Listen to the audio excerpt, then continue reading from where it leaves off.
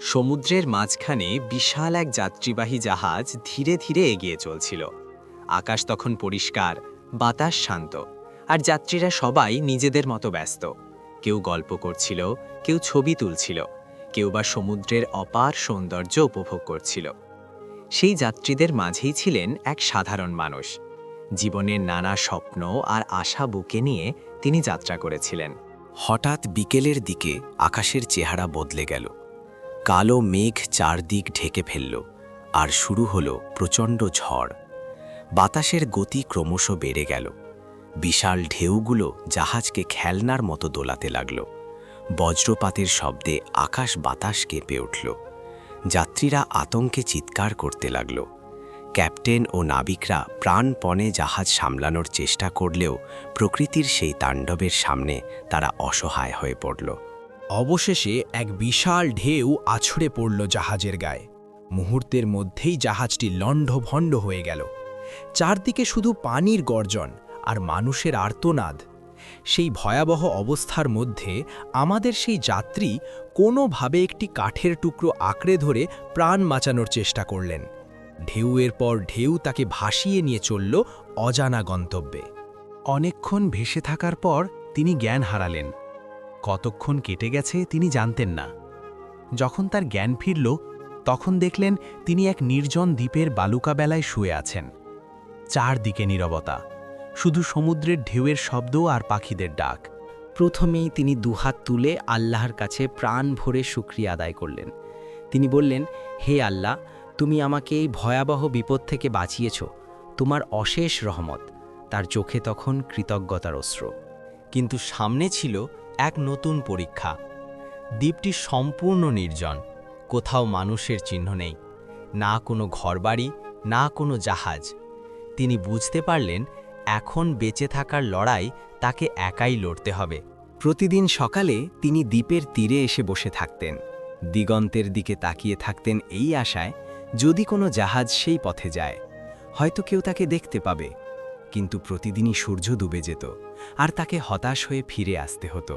দিনগুলো ধীরে ধীরে কেটে যেতে লাগল। তিনি বুঝলেন শুধু অপেক্ষা করলে চলবে না, বেঁচে থাকার জন্য কিছু করতে হবে। তাই তিনি সমুদ্র তীরের কাছেই নিজের জন্য একটি ছোট ঘর বানানোর সিদ্ধান্ত নিলেন। গাছের ডাল, পাতা আর লতা দিয়ে তিনি একটি ছোট কুঁড়েঘর তৈরি করলেন। সেটাই হয়ে উঠল তার আশ্রয়স্থল। খাবারের জন্য তিনি সমুদ্র থেকে মাছ ধরতেন, কখনো পাথর দিয়ে, কখনো গাছের ডাল দিয়ে তৈরি করা সহজ সরঞ্জাম দিয়ে মাছ ধরতেন। বন থেকে বিভিন্ন ফল সংগ্রহ করতেন, মাঝে মাঝে শুকনো কাঠ জোগাড় করে আগুন জ্বালিয়ে মাছ রান্না করতেন। এভাবেই দিন কাটতে লাগল। তবুও তার মনে একটাই আশা ছিল, কোনো একদিন হয়তো কেউ তাকে খুঁজে পাবে। প্রতিদিন তিনি আল্লাহর কাছে দোয়া করতেন যেন তাকে উদ্ধার করা হয়। একদিন তিনি খাবারের সন্ধানে বনের গভীরে গেলেন। বেশ কিছু ফল সংগ্রহ করলেন, কিছু শুকনো কাঠও কুড়িয়ে নিলেন যাতে ফিরে এসে রান্না করতে পারেন। অনেকক্ষণ পর যখন তিনি নিজের কুঁড়ে ঘরের কাছে ফিরে এলেন, তখন দূর থেকেই দেখতে পেলেন আকাশ কালো ধোঁয়ায় ঢেকে গেছে। তিনি দৌড়ে এগিয়ে গেলেন। কাছে গিয়ে দেখলেন তার রান্নার চুলা থেকে আগুন লেগে পুরো ঘরটি পুড়ে ছাই হয়ে গেছে। তার সমস্ত কষ্ট, পরিশ্রম আর একমাত্র আশ্রয় মুহূর্তের মধ্যে ধ্বংস হয়ে গেছে। তিনি হতবাক হয়ে দাঁড়িয়ে রইলেন। তারপর ভেঙে পড়লেন মাটিতে। চোখে পানি নিয়ে চিৎকার করে উঠলেন, হায় আল্লাহ, তুমি আমার ভাগ্যে এটাও রেখেছিলে। আমি তো শুধু বাঁচার চেষ্টা করছিলাম, আমার এই সামান্য আশ্রয়টুকুও রইল না। তার কণ্ঠে ছিল অসহায়তা, কষ্ট আর অভিযোগ। সেদিন তিনি খোলা আকাশের নিচে রাত কাটালেন। মনে হচ্ছিল তার সব শেষ হয়ে গেছে। যে ঘর তাকে রোদ বৃষ্টি থেকে রক্ষা করত, সেটিও আর নেই। কিন্তু রাত যতই গভীর হল, ততই তার মন শান্ত হতে লাগল।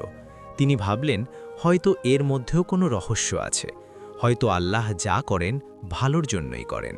এই বিশ্বাস বুকে নিয়ে তিনি চোখ বন্ধ করলেন। পরদিন সকালে হঠাৎ এক অদ্ভুত শব্দে তার ঘুম ভাঙল। প্রথমে তিনি ভাবলেন হয়তো বাতাসের শব্দ, কিন্তু না, এটা যেন জাহাজের সাইরেন।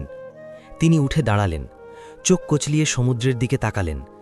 দূরে সত্যিই একটি জাহাজ দেখা যাচ্ছে।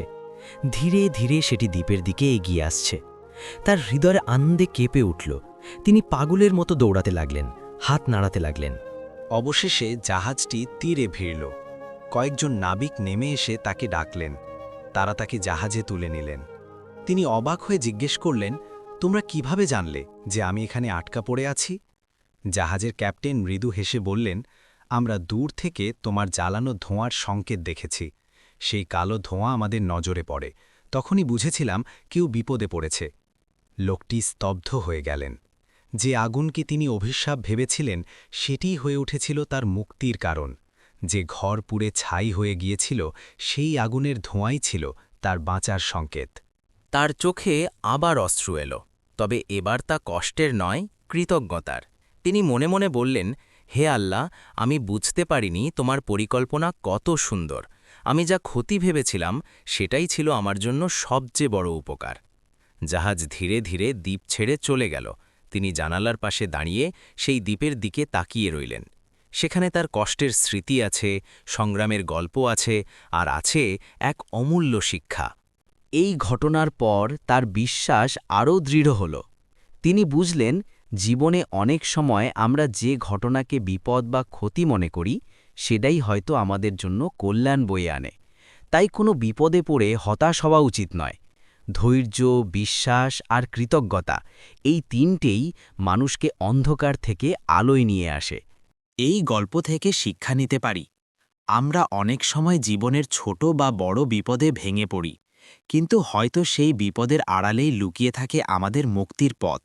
তাই সব সময় আল্লাহর উপর ভরসা রাখতে হবে এবং বিশ্বাস করতে হবে তিনি যা করেন ভালোর জন্যই করেন।